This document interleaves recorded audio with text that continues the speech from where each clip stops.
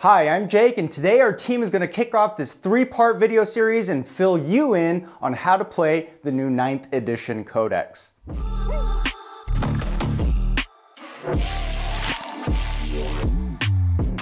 If you're new to the channel, what I do here is primarily cover competitive 40K content, and I also host fun and informative battle reports. If this kind of content interests you, you can stay up to date by saying subscribed, which greatly helps the growth of the channel. We also have a lot of cool new ways you can further support the channel if you so like, such as picking up your own set of Black Rabbit dice or 40K objective markers, where all the proceeds go towards making more high quality content like the one you're watching today. Holy moly, the new Tau Codex is finally here. Whether you're a returning Tau player, new Tau player, or just curious as to how to fight the new Codex at this point, then what this 3-part video series is going to help you do is better understand what the new Codex is all about. Considering the next big tournament event coming up is Frontline Gaming's Cherokee Open, which is taking place in North Carolina on February 25th. And if you do happen to be attending this event, what that means is that the new Codex's Tau and Gene Stealers are both going to be in effect. I will be sitting out on this one since Tau isn't quite my specialty, but our channel team, Mike, aka the Engineer, and Leo, who has yet to be named, I wanted to call him Captain America, but we'll see what we come up with later. They both have a solid grasp on the army from being longtime collectors as well as expert tacticians of the faction. Hi everyone, thanks for checking out the channel. My name's Aurelio, or Leo. For anyone that was at LVO the other weekend, if you stopped by and said hello to me, Jake, or anyone else on the crew, thank you for stopping by and saying hey, it was nice to meet you. And this is the man, the myth, the legend. The Tiger Shark guy. The Tiger Shark guy. How many pictures did you get taken of your tiger sharks? I want to say at least 40 pictures were taken. A reporter for one of the content creator channels made a point to stop by, take a picture. Say, oh, I've never seen 2 mantas before. Well, definitely tiger sharks. Mantas take up the whole table. Yes. But 4-2 with the old Tau book? That's incredible, Mike. 4-2 with 8th edition Tau at LVO this year. I was very happy. Represent. Represent. I wish I could have played, but I was busy running around making sure everyone had fun, which I hope you all did. It was great to see everyone for the first time in about 2 years. So today we're covering the new Tau Codex. I know it might be a little late. We were pretty preoccupied last week, so we're getting the information out to you guys as soon as we can. But this first segment, we're just going to go ahead and talk about generally what Tau is good at in this new Codex and what they might not be so great at. So first we'll start off with the good. Well, as most of you know that have any idea about Tau, they really only exist in one phase. But they do that phase really well. Especially now. There's no one that can put out the intensity of shots, the quantity of shots, and the quality of shots that they can now. On top of that, they've also transitioned to being very good in the movement phase, either by just having increased movement that they never had before, or just having a lot of turn 1 potential of getting to where they need to be. So they have a lot of ways to ignore move and advance penalties, lots of ways to counter stationary, taking advantage of increased movement, presence on the board without taking those negatives. And that comes into play with the whole Montka and Kaoyun strategic advantages you can pick at the start of the game, which the major benefit of those is you know exactly who's going first, so you can go and choose what's best for you in each game. Definitely the strongest part about the Tau army now is their Alpha Strike potential. Like I said a little bit earlier, they have the option to come in from strategic reserves or mana strike on turn 1, where pretty much I think Gene Stealer Cult's the only one that can do something similar to that now. Or drop pods. Or drop pods. Or drop pods. We don't talk about Space Marines. Yeah. Even through positional relays or teleport homers from stealth teams, there's just, well, that's at least 2 different ways that they can bring things down to where they need on turn 1. There's also the Devilfish rush that can happen. My favorite. The Devilfish is definitely the largest glow up probably in this entire codex. Like, there are other units that have gone from 0 to hero, but the Devilfish spam is definitely going to be a really good thing that people are going to want to use in this book. For those of you that have known Tau since they came out, Fish of Fury are back, baby. You can call it whatever you want. I'm going to put dudes in a can and drive them at you and crack open the can. So that's pretty much the strengths of the Codex, is their shooting phase, their movement, and their alpha strike potential. Some of the weaknesses, however, they're kind of they're easy to build into an all eggs in one basket kind of situation. So what Leo means by that is a lot of the optimal units that you're going to be picking aren't necessarily OBSEC. They're going to be mostly built around suits or vehicles. So you're going for that damage, you're going for that mobility. You may not have as much primary holding ability as some of the other armies. So you could see yourself pushed off by a quick 10-man guard squad, something else quick that's OBSEC, just pushing you off objectives because you may not have as many OBSEC bodies as your opponent. And that's not to say there's not tricks inside this book to make some of those units OBSEC, particularly crisis suits. So there are ways to do it, but that requires, one, remembering to do it in your turn, which always remember your command phase, and two... Because you have one now. Yes, because we have one now. It's mostly you have to have time to set it up to make it relevant. If you don't have that time or you miss position, you're going to get bullied off of objectives by things that might be a little faster than you, or they're just innately OBSEC. Now you'll be able to bully them back off objectives just by making your opponent pick up the models, but that doesn't help when it comes to the scoring part. Another weakness of Tau is their limited interactions in all those other phases of the game. So they don't have really much anything to do in the fight phase. You can always enact the ABCs of always be charging just to position yourself wherever you need to be. You're going to kind of hit like a wet noodle, so that might not be the best option. You will be able to shoot while you're locked in combat with people, but you're not doing much and you're limiting where you're going and other things. There's absolutely no psychic phase. There's very limited psychic phase defense, which you need to be a specific step to even unlock that at all. We don't get our free Overwatch anymore. There's no for greater good. You can't support Overwatch. That's a pretty big change, too. It is a big change. I do feel it was warranted with the increase to the lethality of the guns, honestly. Getting another shooting phase would be very detrimental for the game state, I think. Right. I'm only here because I'm trying to learn how to, not get tabled by Tau turn 1. So I'm also here for science. Just hide. Wait till turn 2. That's your only way. Wait till turn 2? Yeah. The game might be over by turn 2. Well, I don't know, man. Just be better at the game. I don't know what to tell you. Shots No. fired. Scream. Seriously, though, that's pretty much what you have to do when you're blowing against Tau, is you need to survive and outlast them during the game. They have a lot of defensive tricks, but if you can bully them around in those other phases that they're not going to be great at, you probably will have a better chance than not. So I'm actually really excited for Tau. It allows you to experience the game. You kind of have to think a little bit less because you're not worrying about so many different things. Ultimately, if you want to get better at the game and master the game, you want to become familiar with those other phases of the game that you're not going to be doing anything in. But it gives you a chance to relax. You're only worrying about movement, positioning, and shooting. Well, I'm personally really excited. This was the first army I picked up back in 2006. It's been a few years. Old Man River over here. Old Man River. It's always been a pet project of mine. Grew up watching anime, as I'm sure a lot of you have. Nerd. I just love the idea of shooting the anime missiles at my opponent. Rolling a butt ton of dice, picking up a butt ton of models. And that's what Tau do.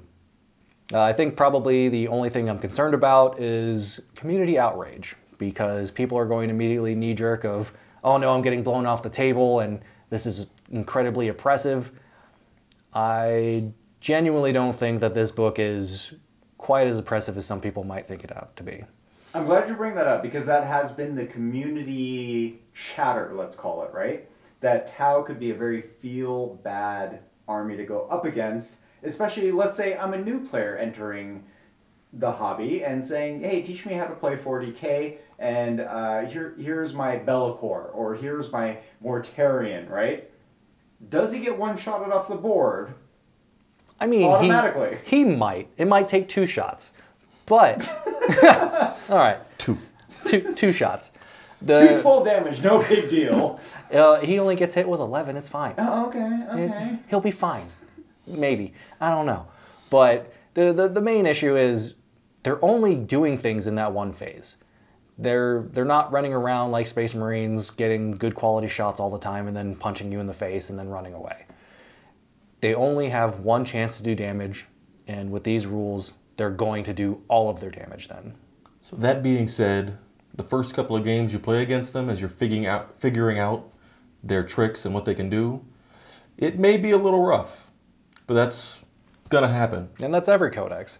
The Orc Codex was super rough on people, and then GW did massive changes to them. Some warranted, some probably a little heavy-handed, but things needed to change, and they addressed it. And if this book truly is a massive problem, they'll do it again. I think given a few weeks and reps, people will figure out how to survive and deal with Tau. Because there are things you can do. Absolutely.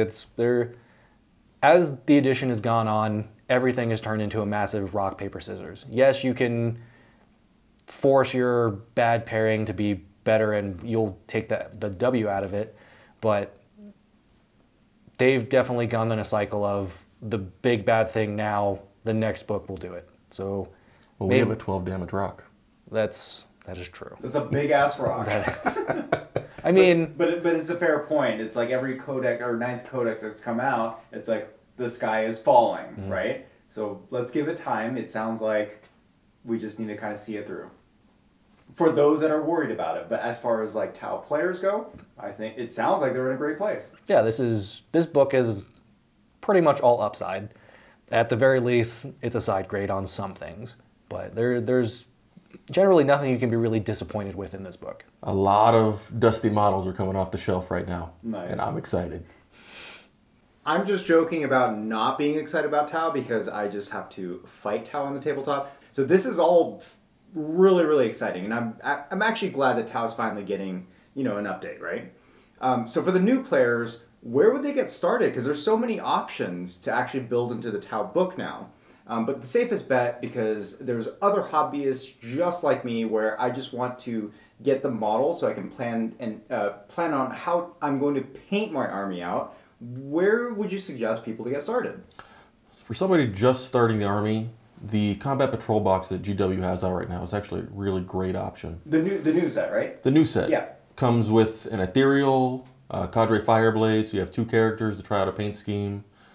Strike squad, so it's going to give you 10 infantry, a couple of drones, support turret.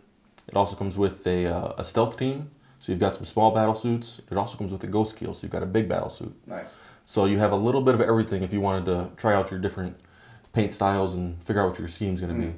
But all those units could be very useful to you as well. I'm actually one of those Tau players that has shelved my army from the end of 7th up until I played him a little bit in 8th, but for now, like Mike was saying, that combat patrol box will put you in a really good spot to go ahead and get back into it, or for the first time. So what's the #1 unit that you shelved that you're excited to be able to pull off the shelf and play with again? I know what mine is. Mine is definitely the Storm Surge. Storm Surge? Yes. I'm excited to see the Crisis teams back. I just had so much fun in 7th of stomping on people and just being like, I'll blow you off the table and I'll tap dance all over your face. But I could see Crisis Suit. I think they're okay now. That's very just aggressive. Okay. Just okay. Now Crisis Suits are definitely one of the best units in the entire army. Are drone spams going to be a thing? Because I saw that for a brief period. So drone spams, as people knew them in 8th, it's not a thing anymore. You're going to see 1 or 2 attached to a unit. They're going to be a blade of wounds for the unit, or there is a stratagem to reduce an incoming attack to 0 damage and kill a drone. But you're really not going to see the, call it jankiness, of the shield drone spam that everybody knew. And shield drones are pretty much gone. Like you can take shield drones if you want, just for the additional wounds, but the amount of damage too that's out there, you might as well just take cheaper gun drones just to sit there and take hits. Marker drones, I think, have a place. They're a little bit faster than Pathfinders, so you'll be able to maneuver a little better. Can always marker at the end of when you're moving as the marker light table is changed. So drones themselves have an option. I don't necessarily think you're going to see 40 on the table like you used to, but someone might want to fill out their fast attack slots with drone units just for marker light purposes. You say the marker light table changed. It has, and in my opinion, for the better. It's not a table anymore, is it? I mean, when you put it like that, now I just sound stupid. But no, it's an action now, and that's pretty much what I was hoping GW would do. They promised way back in the beginning of 9th that actions were going to be really prominent, and we really haven't seen that. Like, you do it for scoring, but there was nothing really else going on with them. Tau was kind of the first introduction to doing things with actions to benefit your army in a huge way. So the whole new marker light table or marker light ability is that you, at the start of your movement phase, whoever has marker lights, they select a target and they get to go ahead and can't move, can't do anything because you've already started your action. But at the end of your... Would you like help? No, I don't want your help. All right, everybody. So marker light action. If you've got the marker light keyword at the beginning of the movement phase, you can start to perform this action. If you're just an infantry model, you can't move, you're kind of stuck in place. Vehicles and drones are allowed to move and successfully complete the action. The action completes at the start of your next shooting phase. So pretty much immediately after you're done moving, it completes. At that point, you're going to go ahead and select a target, and for each marker light in the unit, you're going to roll a dice. So for each of those marker lights, on a 3+, you'll apply a token. For the remainder of the shooting phase, anytime one of your units shoots one of those targets, they will remove a marker light counter and get +1 to their ballistic skill. So that kind of changes how you have to do your target priority, because as soon as you start targeting something, you're gonna burn the marker light. So if you start shooting with pulse rifles when you really need to start hitting things with ion cannons or rail guns, you're gonna burn through your resources in not a great way. So another massive change to the base Tau army at this point is a lot of the old signature systems that you used to purchase and put on your battle suits or vehicles, they've kind of already been baked into the unit, or you just take them for free. So you might be really familiar with old ATS. That's pretty much just been added to all the weapons as a baseline. Other things like velocity trackers, you might have to pick and choose what you might want and sacrifice some weapons, but you'll be able to get them for free. I'm pretty sure the only upgrade now that costs anything is shield generators for 10 points. 5 points on Crisis. Is it that cheap on them? 10 points on characters, 5 points on Crisis. Well, there you go. Unlimited value. So going with those signature systems, some of them did see changes, like the counterfire defense system or the early warning override. So those don't give quite the same ability. They give keywords now that unlock stratagems. Right. That's another pretty big change, is a lot of the core mechanics have been rolled into stratagems instead of just abilities that you have. So old school savior protocols is now a stratagem. They'll be able to soak a massive amount of damage, but it's you remove one drone, you remove one hit essentially, and then that's it for your phase. But that's the end of part 1 for this video. So make sure you guys like, subscribe, comment down below, and catch us in the next video where we cover a little bit of where what units you might want to actually take in your list. We'll see you guys in part 2.